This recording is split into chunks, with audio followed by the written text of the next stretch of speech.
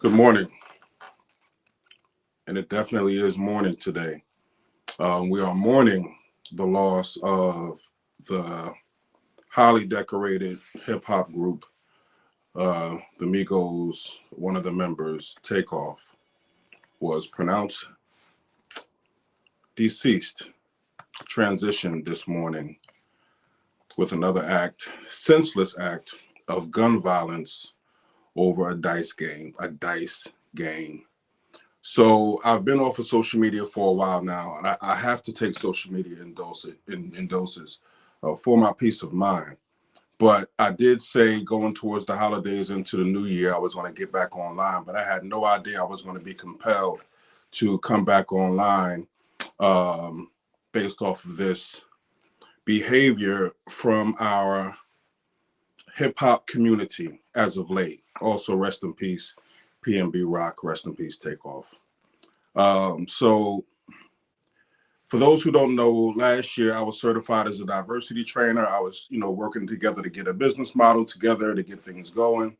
But I did want to do these videos as well, just to sort of have the conversation about diversity in America, institutionalized racism and discrimination, and the effects thereof. So today I wanted to talk about, like I said, compelled by the recent acts of the hip hop community, including the untimely death of, some of the people complain about some of the young rappers and things like that. And I get it. It's not the same hip hop we grew up on. Hip hop is turning 50 years old next year. So hip hop is going to evolve. So a lot of people complain about the content, the flow. You can't even understand them. They even call it mumble rap because you can't understand what they're saying. But I mean, these are young creatives, making a way in this capitalistic society called America to build generational wealth for their families, be it through music, be it through sports, be it through entrepreneurship, real estate, so forth and so on. So their medium just happened to be hip hop, but there should be no excuse or there should be no rationale of someone's life being taken just because of the art that they create. So I mean, I happen to like some of the Migos songs. You play them in the club, or at a wedding reception or what have you. They have tons of songs with Drake and Cardi B, and some of the stuff is catchy. The content isn't the greatest; it doesn't have the greatest message, but music has always been edgy. Rock and roll, heavy metal, and even some of the early R&B messages have been a little racy, a little edgy. But it's art. It's art. But today, I'm going to talk about institutionalized racism and how it's affecting not only how we're treated by other races. When I say we, I mean African Americans. It doesn't only affect how African Americans are treated by other so-called races. We'll get into that too, because race is pretty much an illusion too.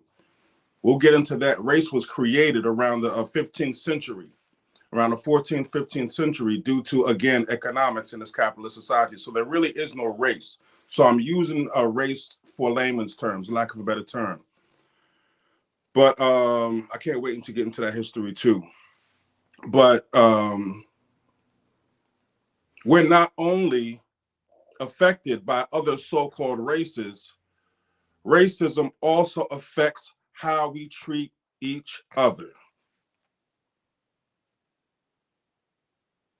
And when people walk around, especially after something happens in the community, like George Floyd and so forth and so on, and want to chant how African American lives matter, I think we need to direct that message to those within the community as well. So just to give you a brief history of racism in America, the Virginia Company in England wanted to get in on the expansion to the New World to create new lands. So the Virginia Company of England came over to America and basically found out that there were ways to make money and acquire land using three cash crops. Anybody know what those cash crops were? Those cash crops were cotton. Most people know that. Sugar and tobacco. But you needed people to work those lands to build the most product to trade with England. First, you start out trading with England. Then they started branching out to other countries.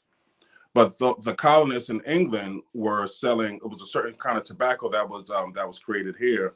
I think it was from the Caribbean that the England aristocracy loved. So they started making money early. Long story short, we'll get into the whole history later on. But long story short, after Bacon's Rebellion, which had white indentured servants, African American indentured servants, and Native American indentured servants all rebelling against the government in Jamestown, Virginia, which I visited this summer and did some extensive research. They said, all right, so we can't have this united rebellion. So let's focus on those who have no ties to this land, which is not the Native Americans. The colonists were predominantly European American, England. So the focus was turned to those who were easily identified, which were African Americans. So this started your quote unquote racism in America, structured, institutionalized racism from the beginning of this country's founding. Before the country was founded, before 1776, when we officially became America, the birth date of America, July 4th, 1776. We're talking about the 1600s now. So this targeted campaign to create a lower class citizen in America started from the beginning. And it perpetuated itself in many different ways, shapes, forms, methodologies, strategies. And one of those strategies was the music. If you can control the message within the music, then you could dictate some of the thought patterns and the mentalities based on the influence of that music. So what we have here is a hip hop community basically exemplifying the racist thoughts of those who own the record companies for the most part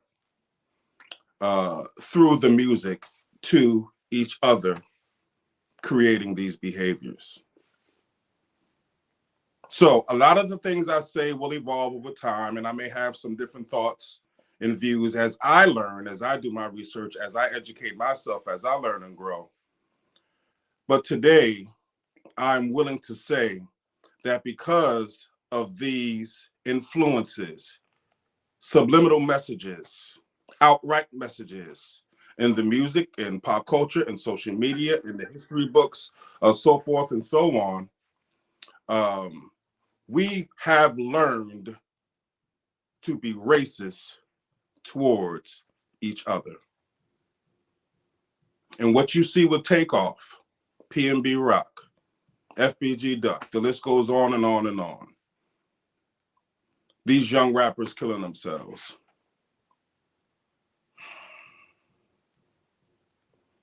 People taking, large amounts of drugs and alcohol.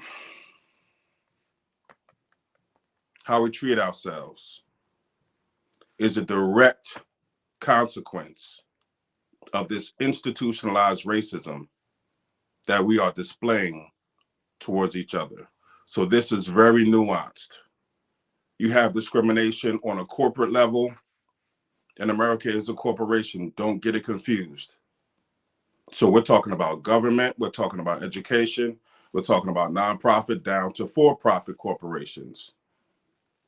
real estate, housing, even the church and state, all have their own structured way of discriminating and keeping the capitalist society that it was founded on in place the best they can. Of course, we have made strides. Of course, the civil rights movement, the affirmative action movement, Emancipation Proclamation, abolitionists, all those things brought us closer to a more equitable society. But we have a long way to go because there's residue, from the beginning stages of this country, which was founded on free labor, slavery, and discrimination, and telling someone that they are less than human, 2/3 of a human being, I believe it was, and this is just the residue of that, and we have to educate ourselves. I mean, if you talk to anybody about racism, you talk to anybody about our children, the way we're behaving, the way we're killing each other, the way we are moving in the society. Don't get me wrong, there are a lot of millennials that are doing great things. I love millennials. I'm hanging around millennials all the time, but in order to keep things moving forward in a direction that's going to make it better for the future for our children, is going to be the bottom line. Everyone says when it comes to diversity, it's all about education. I have a master's in education. I'm a master of education. So this is what I'm here to do, to educate. So I just wanted to put this short video out here. My video is going to be pretty long because we're going to dive into the history of racism and how we got here to this point. That we're not only facing discrimination from the entire corporate structure, but we're also facing racism and the threats of our lives amongst the African American community as well. So we have a long way to go. I gotta get ready for work. I know you guys are really enjoying what we're doing at the library. I enjoy it too. So a lot of you guys know me from the Wilmington Library, but this is also what I do. Like I said, I'm a certified diversity trainer, and I'm here to help. I'm here to educate. I'm here to do my part to make this world a better place so that we are not facing these stories every time we wake up in the morning of someone else getting shot over a freaking dice game. If these guys knew conflict resolution, if they knew their worth, if they knew each other's value, if that person knew their own value, he wouldn't want to take the life of a young king who was doing major things in the music industry. They were just getting started. Quavo was like the leader at first, and then when Offset married Cardi B, he kind of elevated. And Takeoff is very talented, man. He was about to show his talent even more, and now he's gone from this physical plane. He's still with us in spirit. His music will live on forever, but now he's gone from this physical plane. And that hit me. I like some of the Migos songs. I like some of these young rappers, including the Migos, especially the Migos. I like their swag. I like their style. I like their chill. They was chill. You didn't see them popping off all the time. Every once in a while, the cameras are in their face every day, man. But Takeoff was like the chillest one. And now he's the one that's gone. With some senseless BS gun violence over a freaking dice game, man. We got work to do. You have to be educated, So this is what I'm here to do, and this is what we're going to do. Besides that, try to enjoy your day. Try to spread peace, love, and wisdom when you move around this planet. Be careful. Be careful from the pandemic. Be careful of your surroundings. All right? Talk to you guys later. Peace. Rest in peace. Takeoff.